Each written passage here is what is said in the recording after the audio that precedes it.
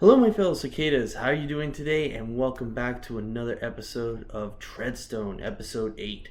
I'm really excited to talk about this. I thought the whole episode was action-packed from start to middle to finish.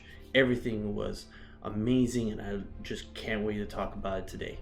So before we get started, I want to make sure that you guys watch the episode. So if you haven't watched it yet, make sure you hit the pause button and then come back and watch the video.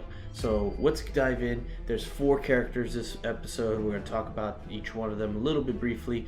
I think the first 2 we're going to talk about are just not as much storyline and didn't have enough detail that I thought that we could talk about. I want to start with these 2 first. So the first one we're going to talk about is our Korean assassin.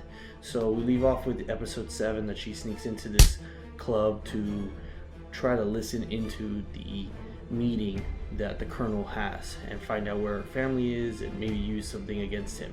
So she gets in the club. As we see in the last episode, she tricks the bodyguard to get into the room. She gets into the room and leaves the bug in the room so that she can listen when they kick her out.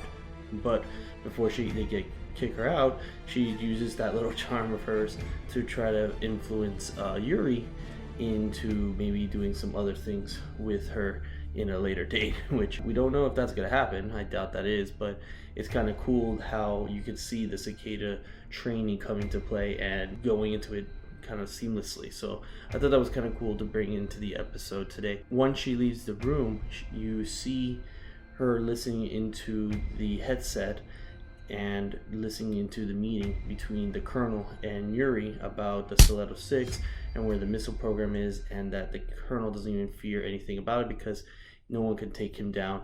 How he plans to use the missile to blame our Korean assassin's husband for the fall of the shooting of the missile to, I guess, the United States or something to that effect.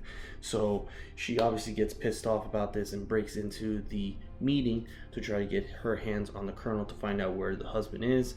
As she escapes the club, you see a huge fighting sequence, which definitely brings the Bourne life to this show and to this episode, because she was using everything and anything around her as a weapon. You know, you see her with a serving tray that hits the bodyguard, stuff like that. A bunch of other things that I saw, that she used a baton. I think she even disarmed a man and used a gun, and it's kind of a weird action kind of shooting style, but it's still kind of cool. So it was really cool how they brought this all together.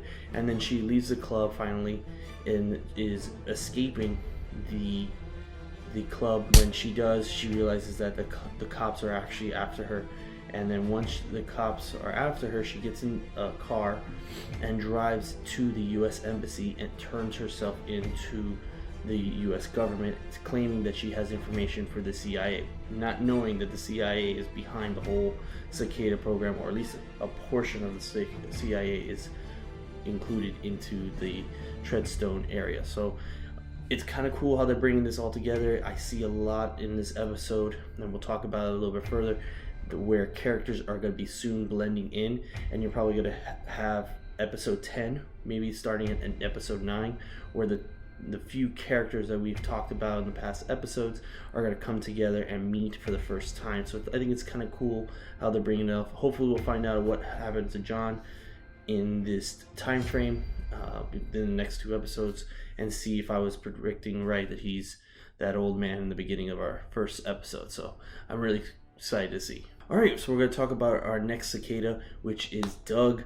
You see Doug in episode 7 going into this house and the house blowing up, and Sam is chasing to get inside, or running inside to see what happened. In this episode, we see Doug waking up from the explosion and figures that there is another cicada here to kill Marcus, who he was trying to protect. It sees that Marcus's wife is injured and is trying to get to her to see if there's something he can do, but knows that the cicada is about to come into the room. There's a huge fight sequence between this cicada and the other cicada, but the cool part is that Doug used every round of surroundings. Like, they were running into walls, the fighting sequence of disarming each weapon, or the movement between the weapons of each of them trying to shoot each other in close quarter combat. It was kind of cool of how they did it. So whoever is the fighting choreographer in this show is amazing, and I really like his work. But at the end of this scene,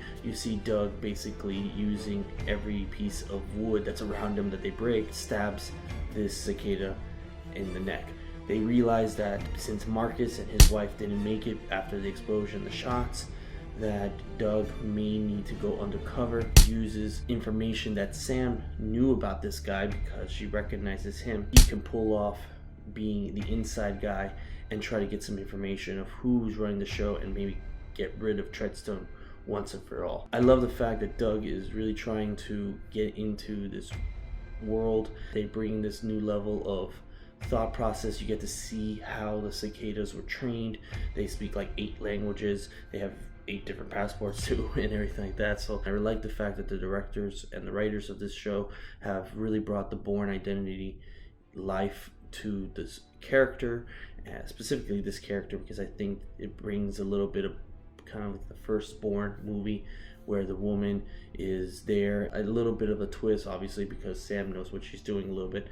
But I love the fact that they're doing this type of style, and it really makes the episode really worth watching.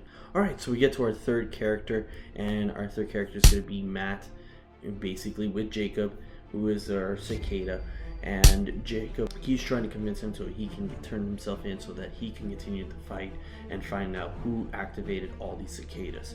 Obviously, we know it's a CIA agent woman, and he's trying to figure out what he can do, but obviously the CIA does what they do and found out where they are, and they intercepted with them. They made up a crazy plan to ditch Jacob in the forest and this way turn Matt into kind of like a negotiator to keep those men who are chasing them alive. So he gets on the phone, he's talking to Helen, he's trying to basically tell her that he wants to come in, we need to figure out what's going to happen, but they believe he believes that he will be killed if he was not to go in, which the secret boss is there and he's basically saying kill Matt, where Helen steps in and says relax, take it easy, that's not what we're doing, and basically proves that Jacob is in the trees or in the forest, camouflage and everything, with a gun aiming at those men, and does warning shots to prove that. So once they make the agreement that Matt is going to go in safely, Jacob turns himself in, realizing that he's going to die right there in that moment because they're not going to keep him alive because he's too much of a liability for the CIA. So Matt gets into the CIA office and speaks to Helen face to face. They're trying to understand each other. Helen feels that he went off the rails and there's nothing she can do to protect him any further, and he feels that she never really wanted to do anything with him and is the actually villain of the story, which in reality becomes the secret boss. Matt doesn't trust anyone right now. He's trying to figure out, he's set free. He goes into his computer to try to find out some more information about this CIA agent and finds a list of board of directors of this Fair Trade Fellows. I'm not sure what the tie-in on this is, but I'm really interested in this piece or scene because you see a paper with a list of all the board of directors of this company, and Yuri is on there. Yuri is probably the most controversial or most talked about in this episode because of the fact that he ties everything all together with past, present, and future. I think this is going to be a really good ending scene towards 9 and 10 with this character and how they're going to integrate the other characters all together. Basically, Matt gets out of the office and goes to his car where he gets a phone call for Tara, who basically has Tara give some information about the Stiletto 6 and Yuri specifically because she finds out about that, which we'll talk about in a minute. But it's interesting about how she trusts him again, even though she didn't feel like that in the first few episodes. So it's kind of cool how they did that. Little do they know that the secret boss is spying on them and listening to their conversation. I think either to try to kill him again, or he's actually a good guy and he's just doing his job to turn someone into authorities or just to kill him. I don't know what it is. So we'll see how it is on the next 2 episodes left. Alright, and we're getting into our last character of the episode. I talked briefly about Tara, but we're going to get into what happened with her in this episode. So she basically meets up with her Russian contact, and this guy has all the tools with him to find out any piece of information that she needs. It's kind of an underground network underneath the church, which I thought was kind of funny. He's able to give her some information about Treadstone and what Treadstone's all about, what cicadas are all about, things of that sort, and that's where she hears for the first time, or she talks about Yuri in this Stiletto 6 program. They research him and find out that not only is he a part of the Stiletto 6 program, but he's also part of the cicadas, and the cicadas that she heard the general in episode 1 talk about that they're activating. She tries to get more information and finds that this information is not digitalized, that it's actually papered, and that she has to go to an archive room in Moscow that has all the information, which is obviously security and protected because of the fact that it's military information. So her friends give her a fake ID so that she can get access into this military unit, finds this particular piece of paper that she needs so that she could take pictures and upload it to the cloud so her contact could research, read it, and put pieces together. So it was really cool how they used this type of style of seeking information. Kind of a little weird also, because how did she know this guy in the first place? How did they meet? It's also like, what a coincidence that she has all these sources of information. Not only that, she speaks Russian too. So it's a little weird how they integrated that, but I thought that was kind of cool. I kind of thinking that she may be also a cicada. Weird thought. I know it's probably going to be a lot of controversy on that, but I don't know. Someone else learning another language, she's also able to handle herself a little bit well, but not that great. So maybe she's not awoken, but she knows a little bit, a few things there. I don't know if that's true, but that's much my speculation. So anyways, she gets into this room. After she gets all the information, she leaves and finds out that there's a woman who was part of the program with Yuri on the cicadas, and that she wants to find out more information about this person, and that person comes into Petra. So we have our first character mix between Petra and Tara. Avenue, I think, is going to be happening in episode 9 and 10.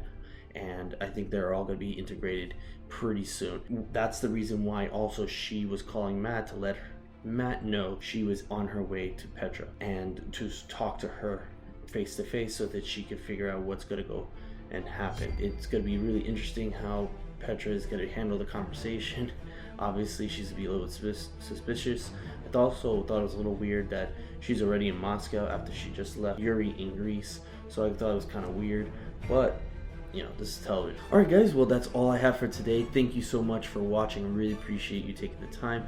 Please continue to hit that like and subscribe button if you like the content I'm displaying, and that way I know that I'll make more content of this particular kind in the future. So thanks again for watching. Have a wonderful day. See ya.